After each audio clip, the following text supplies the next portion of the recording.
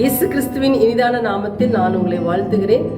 Mark 14:36 அப்பா பிதாவே, எல்லாம் உம்மாலே கூடும். இந்த பாத்திரத்தை என்னிடத்திலிருந்து எடுத்து போடும். ஆகிலும் என் சித்தத்தின்படி அல்ல, உம்முடைய சித்தத்தின்படி ஆக கடவுது என்றார்.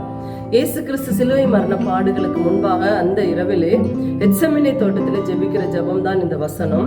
பரலோகத்தின் தேவனை நோக்கி, பிதாவே, அப்பா பிதாவே, எல்லாம் உம்மாலே கூடும். இந்த பாத்திரத்தை என்னிடத்திலிருந்து எடுத்து போடும். என்ன பாத்திரம்? அடுத்த நாள் அவரை சிலுவையிலே அறைய போகிறார்கள். அந்த மரணமானது மிகவும் கொடூரமான ஒரு பயங்கரமான வேதனைக்குரிய ஒரு மரணமாக இருக்கிறது. அதை ஆண்டவர் சொல்றாரு, இதை நீர் எடுத்து போடும். ஆகிலும் என் சித்தத்தின்படி அல்ல, உம்முடைய சித்தத்தின்படி ஆக கடவுது என்று சொல்லுகிறார். இயேசு கிறிஸ்து சொல்லுகிறார், தேவனே, இதோ நான் உம்முடைய சித்தத்தின்படி செய்ய வருகிறேன். புஸ்தக சொல்லில் என்னை குறித்து எழுதி இருக்கிறது. பாருங்க, இயேசு கிறிஸ்து வந்ததே மரிப்பதற்காகத்தான். ஆனா அந்த மரண பாடுகள் என்பது, அதன் வழியாய் கடந்து போவது என்பது மிகவும் என்ன சொல்றதுன்னா வேதனைக்குட்ட வழி நிறைந்ததா இருக்கிறது. அப்படிப்பட்ட மரணம் இதுவரைக்கும் யாருக்கு சம்பவித்தது இல்லை.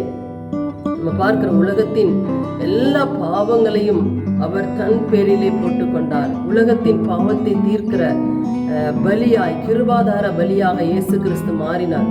அந்த சிலுவை மரண பாடுகளில் அவரை பார்க்கும்போது அவரை பார்க்கத்தக்க ரூபம் அவருக்கு இல்லாதிருந்தது. அந்த அளவு அந்த கேடு அடைந்தார் என்று வேதத்திலே நம்ம வாசிக்கிறோம்.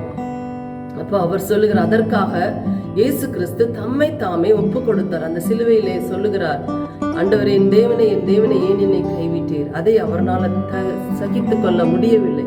பிதாவை விட்டு பிரிவது, பிதாவின் முகம் மறைவது அவர்னால தாங்கிக் கொள்ள முடியாததுனாலதான் அவர் சொல்லுகிறார், இந்த பாத்திரத்தை என்னை விட்டு எடுத்து போடும் என்று. ஆகிலும் உம்முடைய சித்தத்தின்படி எனக்கு ஆகட்டும் என்று சொல்லி இயேசு கிறிஸ்து தம்மை தாமே ஒப்பு கொடுத்தார். நம்ம செய்த பாவங்கள், நம்மளுடைய சாபங்கள் எல்லாம் இயேசு கிறிஸ்துவின் மேல வந்தது. அவர் நம்மளுடைய தண்டனையை இயேசு கிறிஸ்து ஏற்றுக்கொண்டு நமக்காக அவர் பலியானார். யாரெல்லாம் அவரை விசுவாசிக்கிறார்களோ, ஏற்றுக்கொள்ளுகிறார்களோ, அதை நம்புகிறார்களோ, பாவத்தை அறிக்கை செய்கிறார்களோ, அவர்களுடைய பாவங்கள் மன்னிக்கப்படும். அல்லேலூயா. இயேசு கிறிஸ்துவின் ரத்தம் சகல பாவங்களை நீக்கி நம்மளை சுத்திகரிக்கும் என்று வேத வசனம் சொல்லுகிறது. அதே போல நம்முடைய வாழ்க்கையில சில நேரம் பாடுகள், துன்பங்கள் வந்தால் நாம் அதை ஏற்றுக்கொள்ளுவோம். அதை சகித்து ஆண்டவருடைய சித்தத்திற்கு நம்மளை ஒப்பு கொடுக்கும் போது நம்ம மூலமாக தேவனுடைய நாம மகிமைப்படும். இயேசு கிறிஸ்து சொல்லுகிறார், அவர் பரலோகத்தின் மகிமையை தொடர்ந்து சிலுவையின் மரண பரியந்தம் தம்மை கீழ்ப்படிந்தவராகி தம்மை தாமே தாழ்த்தினார். அப்படியாக தெய்வ சித்தம் நிறைவேற நாம் நம்மளை ஒப்பு கொடுப்போம், கீழ்ப்படிவோம். ஆண்டவருடைய சித்தம் நம்முடைய வாழ்க்கையில நிறைவேற அர்ப்பணிப்போம். கர்த்தர் நம்மளை ஆசீர்வதிப்பாராக. ஆமென். God bless you.